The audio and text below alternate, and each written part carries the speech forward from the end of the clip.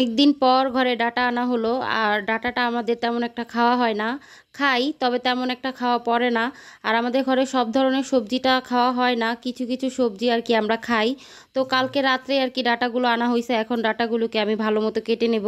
এখানে আমি ডাটার পাতাগুলো নিব না, ডাটার পাতাগুলো বেশি একটা ভালো না, যদি ভালো থাকতো তাহলে দেখা যায় ডাটা শাকগুলো আর কি ভাজি করা যেত। তো এখানে আমি ডাটাগুলো শুধু নিব, ডাটার পাতাগুলো ফেলে দিব। তো এই তো এখন আমি ডাটাগুলোকে কেটে নিতেছি। আর ডাটাগুলোকে যে এরকম সাইজ করে কেটে নিতেছি, আর যেগুলো একটু মোটা সেগুলো একটু এই যে এরকমভাবে 2 ভাগ করে নিতেছি। ডাটা দিয়ে কিন্তু ছোট চিংড়ি মাছ আর ইলিশ মাছটা খেতেই আমার কাছে বেশি ভালো লাগে। তো আজকে কিন্তু আমি বড় মাছ দিয়ে রান্না করব, চিংড়ি মাছ আর ইলিশ মাছ যেহেতু নাই। ডাটা তরকারিটা আজকে বড় মাছ দিয়ে রান্না করব বলছিলাম, তো এই তো এখানে আমি তেলাপিয়া মাছ দিয়ে রান্না করব।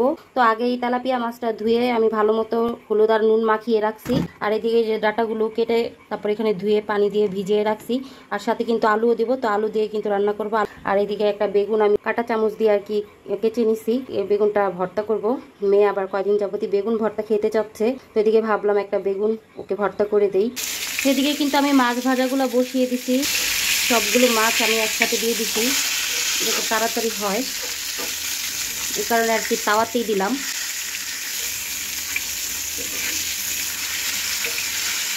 মাছগুলো ভেজে নিলাম। আর এখানে যে বেগুনটাতে আমি তেল মাখাইয়া রাখছি, আর এখন বেগুনটা উপরা দিয়ে নিব। আর এদিকে অলরেডি তরকারির জন্য পেঁয়াজ মরিচ বসাই দিছি, আদা রসুন দিয়ে নিব। আর একটু সাথে পানিও দিয়ে নিব, মশলাটা নয়তো পুড়ে যাবে। 1 চামচ লবণ দিয়ে দিলাম।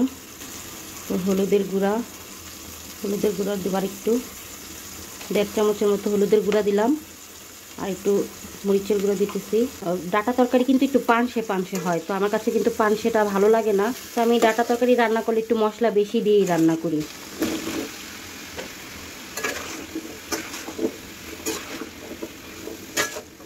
তরকারিটা কিন্তু এখানে ভালো মতো কষিয়ে নিছি আমি, তো এখন এখানে পরিমাণ মতো পানি দিয়ে দিব।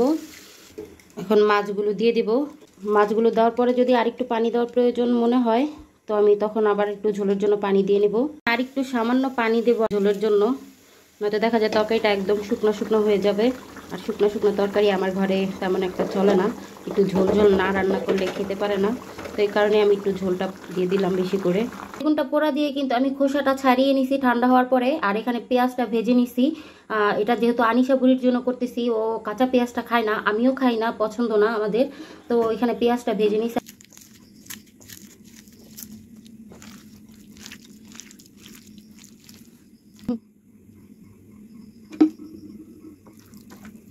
বেগুন ভর্তাটা করে নিলাম। আর এই বেগুন ভর্তা দিয়ে কিন্তু গরম ভাত সেই লাগে। তরকারি রান্না করা কিন্তু শেষ, তো তরকারিটা আরও আগেই রান্না করা হয়ে গেছে। তো তরকারিটা রান্না করে তারপর আমি কিন্তু বেগুন ভর্তা করতে গেছিলাম। তো এই তো বেগুনটাও কিন্তু ভর্তা করে নিলাম মেয়ের পছন্দে। তো একটু ঝাল দিয়েই করছি, ও ঝাল খায় আর ভাতের সাথে তেমন একটা ঝাল লাগবে না। বেগুন ভর্তাটা কিন্তু অনেক মজা হয়েছে, আর অনেক দিন পর আজকে বেগুন ভর্তা করলাম। বেগুন ভর্তাটা আগে খাওয়া হতো, তো মাঝখান দিয়ে আর কি বেগুনটা খাওয়া একটু বন্ধ করে দিছিলাম।